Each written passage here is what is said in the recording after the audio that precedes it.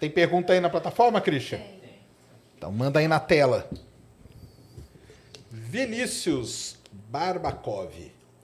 Wesley, você me ajudou muito a ter uma saúde melhor. Olha aí, ó. Hoje estou cursando Ciência da Computação e quero fazer um projeto junto com Neurociência. Poderia me dizer os malefícios para o nosso cérebro causado pelo uso intensivo das telas? Estou lendo A Fábrica de Cretinos Digitais. Tamo junto. Cara, você aí... Eu falo pro pessoal, né? Que os caras que desenvolvem os algoritmos de inteligência artificial, eles sabem muito mais de neurociência, e aí principalmente os caras de rede social, eles sabem muito mais de neurociência do que de programação. Porque eles têm que entender como que o cérebro funciona. Se eles entendem como o cérebro funciona, eles vão saber o que eles têm que programar para capturar, que é a famosa dopamina, né? Para o seu cérebro gostar daquilo ali. Então você aí está num caminho muito, muito bom, cara. Tem tudo a ver neurociência com ciência da computação. Você vai se dar muito bem. Mas diga lá, os malefícios do uso intensivo das telas. E aí? Esse livro aí que ele está lendo, A Fábrica de Cretinos Digitais, é um livro escrito por um neurocientista francês chamado Desmourguet. Não lembro exatamente o primeiro nome dele, acho que é Michael Desmourguet. O cara fez um apanhado da literatura mostrando que o efeito Flynn, que seria cada geração subsequente mais inteligente que a anterior, ele está sendo quebrado nessa. Parece que a gente vai ter a primeira geração mais burra do que a anterior, com QI menor que a anterior.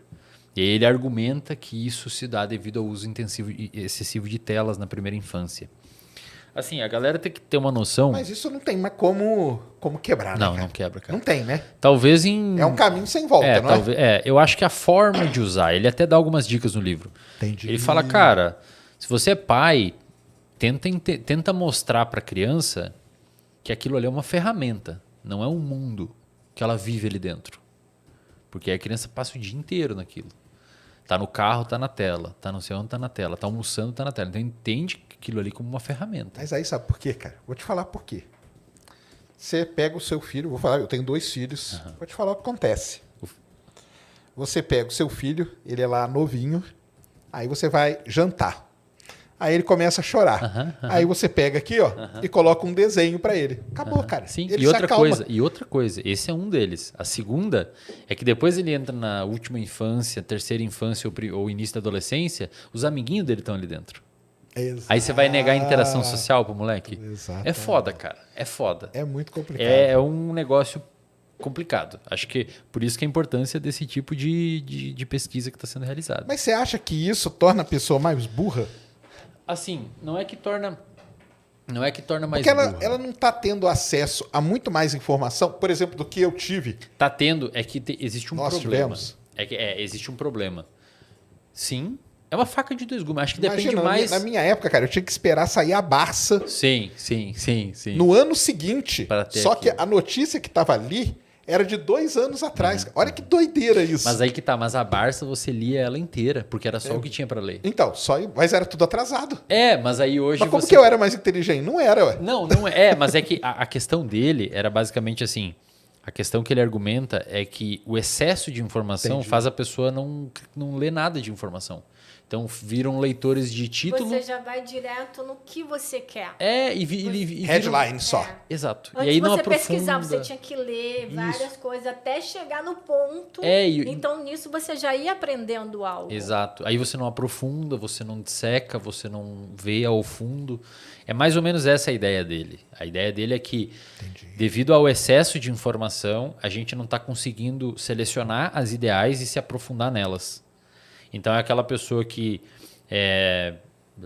lê uma notícia e clica num link dentro da notícia, vai para outra e passa 2 horas e não pegou nada ali, entendeu? Não absorveu nada. Né? E tem uma outra coisa também, né? O nosso cérebro ele é muito plástico na primeira infância. Na verdade, até os 20 anos, 23 anos, ele é muito plástico. Isto é, ele é muito maleável. Principalmente uma região que a gente tem atrás da testa chamada de pré-frontal, que é uma região importante de tomada de decisão, atenção, memória. Essa região... ela precisa ter, assim, primeiro, existe uma necessidade de ser exercitada Então, que normalmente isso é muito realizado em escolas e normalmente, enfim, jogos dentro da escola, lutinha. Você precisa ter um certo tipo de interação com um contexto onde você resolva problemas e organize seu comportamento e veja as consequências, etc. E muitas vezes as telas em excesso talvez tire e um pouco disso de algumas crianças. A argumentação dele é basicamente essa. É um excesso de informação que impossibilita que a pessoa selecione aquelas informações relevantes e se aprofunde nela e vire leitor de coisas muito superficiais. Ele mostra vários dados, acho que tem mais de milhares de artigos que ele cita. No entanto, existem bons estudos também mostrando que não interessa muito. Você vê, por exemplo, a atenção e memória de crianças que usam muita tela e crianças que não usam e parece não ter nenhuma diferença muito significativa. Então, são dados que estão sendo construídos, mas esse pesquisador especificamente argumenta que o uso excessivo de telas, quando não é entendido como uma ferramenta, pode ser perigoso. Entendi. Pode ser perigoso. Não, eu acredito que com certeza tem um perigo mesmo, ainda mais porque você não tem controle do que vai aparecendo ali, né? Isso aí é mais problemático ainda. Exato. E aí você não sabe. Às vezes tá lá vendo um vídeo de terra plana, entendeu? Nibiru, essas coisas. O que é essa parada aí? Eu não sei essa daí, cara. Nibiru? Nibiru é o grande planeta, o planeta esquecido do Sistema Solar, que está vindo em direção à Terra e vai destruir todo mundo. Tá Tem essa. Mais um fim do mundo Acho que pra em conta. 2018 tinha até dia e horário da colisão. Tem mais Só que um aí fim do passamos mundo. 2018 e nada de Nibiru. Primeiro foi 2012, depois 2018. Isso aí vai indo, Nibiru tá aí. Então, esse é um negócio, né? Não ter o controle, né? E aí, como que faz, né? Exato. É uma parada que acho que os pais têm que ter uma noção. Não é claro que, como você falou, às vezes é inviável, né? A criança está chorando, tá não sei o quê. Também tem esse aspecto social. Às vezes a criança está ali, tá todo mundo, os amiguinhos jogando, você vai mandar a criança não ficar fora. Aí ela começa a ter prejuízo. A pandemia deve ter sido ainda estressado ao máximo, né? Porque aí acabou, né? Não tem a escola para ter a interação social ali. Não, e por onde que a gente faz? Às vezes mesmo sem pandemia, cara. Às vezes a criança fala assim, mas pai, amanhã todo mundo vai falar disso daqui na escola, que tá todos meus amiguinhos jogando, eu não vou jogar. Ô Sérgio, o ETzinho lá no domingo, falando pra mãe, tem que buscar... Tem que amassar um mato lá na terra. Pô, mãe, eu tenho um trabalho para fazer com essa piada aí que a gente brinca. Quando aparece um círculo em plantação que fala que é ET, a gente fala que é o ET, chega para a mãe assim, domingo à noite. Pô, mãe, eu tenho dever de casa para entregar amanhã. O que é, meu filho? É fazer uma arte em algum lugar? Não, desce ali na terra, amassa aquele mato ali, tira uma foto que tá feito. Não, mas esse negócio aí, ele é realmente, eu já li bastante coisa disso aí, do pessoal, da preocupação que você tem da criança ficar ali na tela, né, o tempo todo. Ele basicamente sugere assim... E hoje até adulto, né? Porque o adulto hoje, o cara vê a televisão, mas... Mexendo no telefone. Porque ele vê o jogo na televisão, mas ele tem que comentar no Twitter. Porque se não comentar no Twitter, não vale. E às vezes ele tá comentando, ele perde o gol. Aconteceu o gol, ele não sabe que ele tá comentando. Igual quarta-feira lá, que foi pênalti, claro, e todo mundo negando que foi pênalti do Flamengo. Por quê? Porque tava todo mundo escrevendo no Twitter, cara. Senhor. A bola bateu lá. O cara do Flamengo falou. O zagueiro falou. Não foi pênalti. Ele falou, foi sim. Então é por causa disso. O juiz apitou? Não. Então não foi pênalti. Comprado. Mas Mas você estuda essa parte aí também? Não, essa parte de telas não. E tal? Mas ele basicamente ele sugere assim, horário de refeição, tenta dar uma noção melhor, assim, sabe? Horário de refeição, tenta, sei lá, ensinar o filho a aproveitar o alimento. Porque uma coisa que aconteceu, muita gente parou de ler, né? Isso aí é uma verdade, né? Ler livros, né? Então, ler livro é um negócio que deu... Físico ou de tablet, ou o que for, né? Cara, quantas pessoas tem online? 2.066. Se você quiser, você pode falar. Cara, eu peço pra galera... Primeiro, pergunto pra você. Qual foi a última vez que você leu um livro? E qual foi a última vez que o seu amigo leu um livro? Saca? A minha filha fala assim pro pai dela: pai, eu fiz uma listinha de livros. Ela gosta muito de ler. Aí eu reduzi bastante, tá? Só tem 20 na minha lista. Caramba, cara. Ela gosta muito de ler. Isso é muito raro. Muito raro. Leitura é muito rara, a galera não lê mais, meu. A galera não lê mais. Isso é Aí uma quando quer ler um preocupação, né? livro, baixa o aplicativo que tem 12 minutos do livro resumido no aplicativo.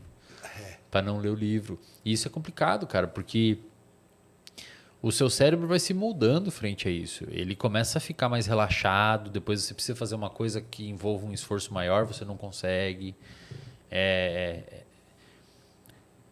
Ele é muito... Você vai assim, acostumando o cérebro de um jeito meio, sei lá, e o cerrado, cérebro, né? e o cérebro gosta, cara. Seu cérebro gosta de economizar energia, né, meu? A gente foi selecionado para isso. Não é normal. Você não vê uma girafa dando uma corridinha por aí. O nosso cérebro gosta de economizar energia.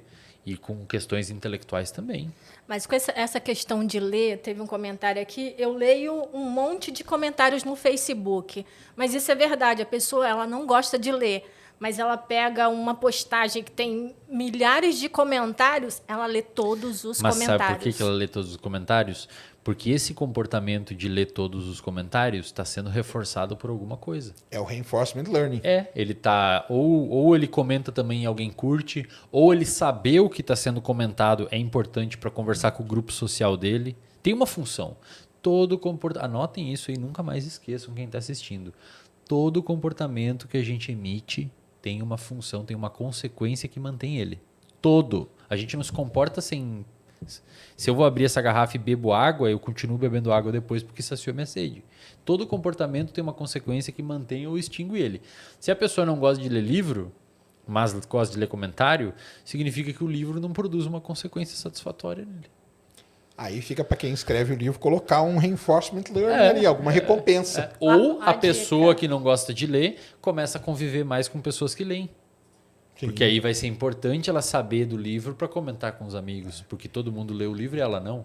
Por isso que eu acho que surgiu aí, ultimamente, tem até ganhado um pouco mais, né, nesses anos aí, mais recentes, um negócio de clube do livro, né? Bastante, né, cara? Clube do livro é um reinforcement learning para quem lê, né? Que eu vou ler e vou estar com aquele meu grupo ali e comentando. Exato. Você faz parte de uma comunidade onde você tem emitido comportamento de leitura reforçado. Fala, legal, todo mundo conversa no mesmo assunto, todo mundo troca ideia do livro.